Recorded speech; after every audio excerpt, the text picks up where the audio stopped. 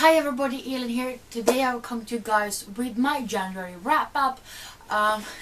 So I read a total of 15 books this month, which is kind of my average these days. I usually do read about 15 or 16 books. So yeah, today I'm going to tell you guys what I read and what I thought about them. So the last book I read this month was The Handmaid's Tale by Margaret Atwood. This one we meet Offred, and she is a handmaid, which pretty much means that she is, you know, a baby maker. She's supposed to get pregnant to give her child away to this couple because they can't have children themselves. So this is kind of a horrible kind of job, but it's not really you know, it's not like she made the choice like very willingly. I did really like the concept. It sounded cool, but at the same time very cruel. But I felt like, I mean, I did like the beginning, but then I felt like towards the ending I felt like not a lot changed. Like I wanted to see some kind of like repercussion or some changes or character development or something like that, but not, I felt like not a lot happened, which is pretty much the same like way the entire way through. So I did give this book 3 out of 5 stars. And also listened to Harry Potter and the Order of the Phoenix, which I actually started listening to in December because this is a heck of a long audiobook, but that one 5 out of 5 stars, of course. And then I listened to Harry Potter and the Half-Blood Prince by J.K. Rowling, and this is the UK version, so it was read by Stephen Fry, and he is amazing at making the voices. I have listened to the first 6 ones now, and this time it was time for the 6th one, and it was so good, and I gave it 5 out of 5 stars, of course. And then I also read A Gathering of Shadows by V.E. Schwab. This is the 2nd book in a Dark Shade of Magic trilogy. The first book we meet Kel, and he is an Antari, which means that he is one of the few people that are left that can travel through different Londons. So we have Red London, Grey London, White London, and Black London. And I mean, he's kind of a smuggler also, so he brings something back with him to his version of London, which he's not supposed to, and shit goes down from there. And this is the 2nd book, and it's quite big, but I felt like it was a really quick read. I love the characters, I love the like magical elements in this book that definitely get to take a big part in this book, and I love that.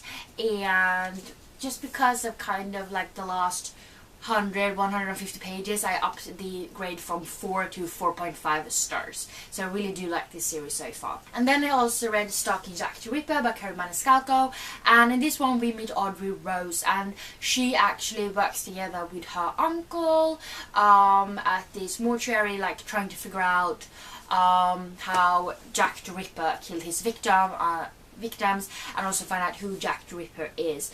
And I did really like this one. I mean, it's sort of horrible at times, but it's kind of graphic at times. But Audrey Rose, she is kind of, you know, before her time, so to speak, because this book takes place during the late 1800s, so she's definitely before her time. She's not supposed to be like digging through corpses and stuff like that, and I like the fact that she doesn't care what all the other people thinks about her doing that. And I like the characters in this book. I did not like the love interest, nor the character that was the love interest, so that I didn't really like. And I also thought that Audrey Rose was kind of slow to, you know, grasp who Stockings Jack the Ripper was, because I figured it out long before her. But overall I really liked this book, so I gave it 4 out of 5 stars. And then I also read The Ursprungliga by Cecilia Larsson Costenius, which was a review book from Visto Förlag. And this one we meet a lot of different characters actually, but we have the 5 elements, so different characters have that, like fire, water, and wind and everything like that. They have these different elements, and they have to use these elements to be able to win this war against this like kind of goddess who is, you know, spreading disease and everything like that. And I did really like it. I thought it was a very good first book in the series, so I gave this book 3.5 out of 5 stars. And then I also read Witchwood by Tahereh Mafi, and is this not the most beautiful cover you have ever seen? Because it is for me. But this is a companion book to her first middle grade book, which was Furthermore. I really loved Furthermore, so I was really looking forward to reading this one. And in this one we meet Laylee, and her mother passed away, and then her father kind of lost his wits because of the grief. So Laylee's the actually last standing mortgagor in this town, Witchwood, and she takes care of the dead bodies as she washes them and makes sure that they move on to, you know, the afterlife. And she realizes it's a very lonely job, and she's getting sicker and sicker because of it.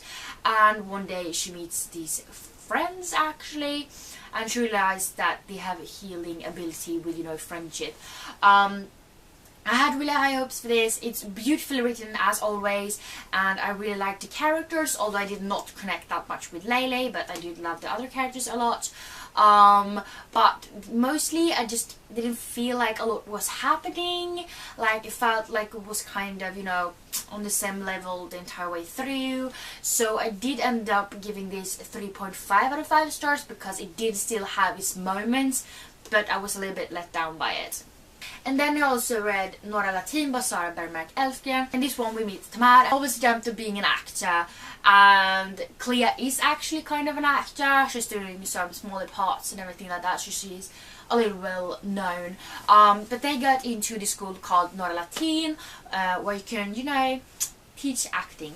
And there's actually this like kind of tale about this kid that disappeared, and a teacher that died, that goes around the school, but nobody really knows if it was true or not. And it turns out that maybe it's more to it than just a tale, and that is sort of what Tamar realizes. So I really did like this one, but I felt like at some points it was maybe a little bit too long. I felt like some scenes could have been shortened down, but I did give this book 4 out of 5 stars. And then I also read Renegades by Marissa Meyer, and this one we meet Nova, and her family was killed by this kind of rebellious group, and she blames the Renegades for it, which is why she's in the anarchist league kind of. And the Renegades are the ones that actually took over power a couple of years ago, and they sort of, you know, make sure that no one breaks the law and keep order and everything like that. And that is also where we meet Adrian. And Nova wants to take down the Renegades, but while Adrian is part of the Renegades, and they actually meet, and, you know, shit happens. And I loved this book so much. It was so good, and I just loved the fact that they have superpowers, and I loved Nova and Adrian and everything that happened. It was so good, and I'm so sad that it's just going to be a duology, because I would have loved to have more books. And even this was very chunky, it went so fast to read it, and I loved it, and of course I gave it 5 out of 5 stars. And then I also read Purebred, Flykten från Olimpo by Lisa Hågensen, which is also a review book I got from her. And in this one we meet a couple of kids, and they actually live in this city called Olimpo, and they don't even know if there's people like from the outside that are alive. But they live in a world actually where all religions were like, you know, you're not allowed to have a religion really, and everybody's supposed to look the same way and everything like that, and everybody that's like different are called freaks. And I mean, I think that it was a compelling plot, and I like the characters, and I like the events that took place in the book, but I felt like the word freak was so overused. It was used in like every like sentence almost, and that part was kind of driving me insane.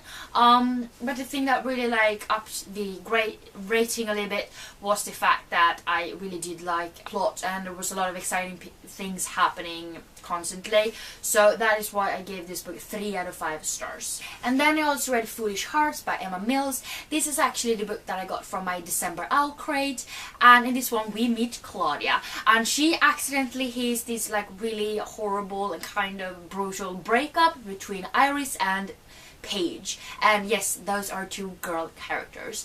But Claudia, she pretends that she didn't hear the breakup and everything like that, but Iris doesn't really believe her. But then these 2 girls are forced to work together at this school play called A Midsummer Night's Dream by William Shakespeare. and they are forced to work together, and it's going kind of you know. And there Claudia also meet this guy named Gideon, and he's funny and he's cute, and obviously he's perfect. I really like this book. I mean, there's a lot of characters that are just amazing.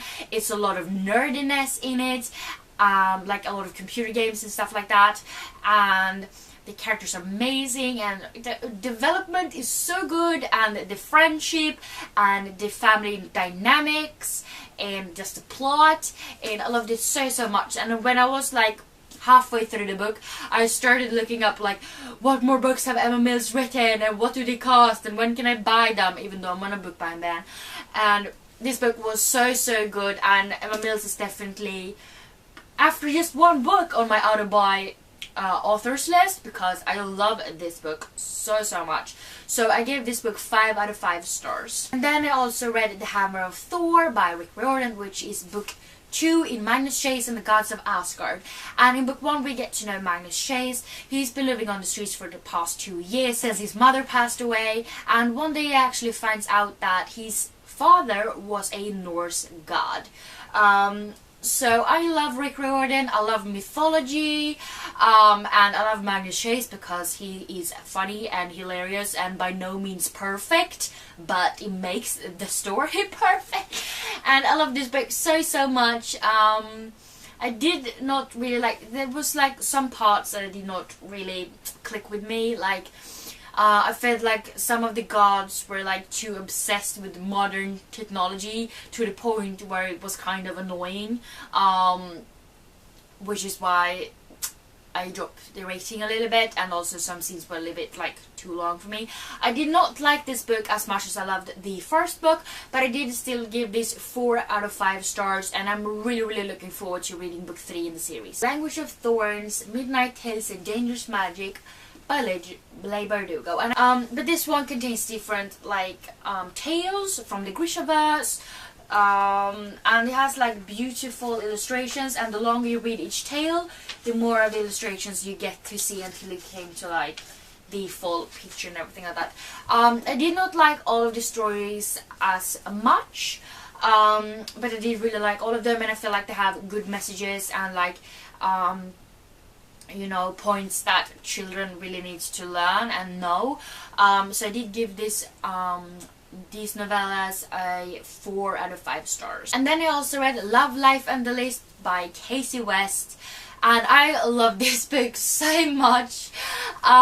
We meet Abby, and she's 17 years old, and she actually works at this like art museum, and in a couple of weeks they are going to have an art show. And Abby, she loves to paint and everything like that, and she asks her boss to look at the paintings because she wants to be part of the art show.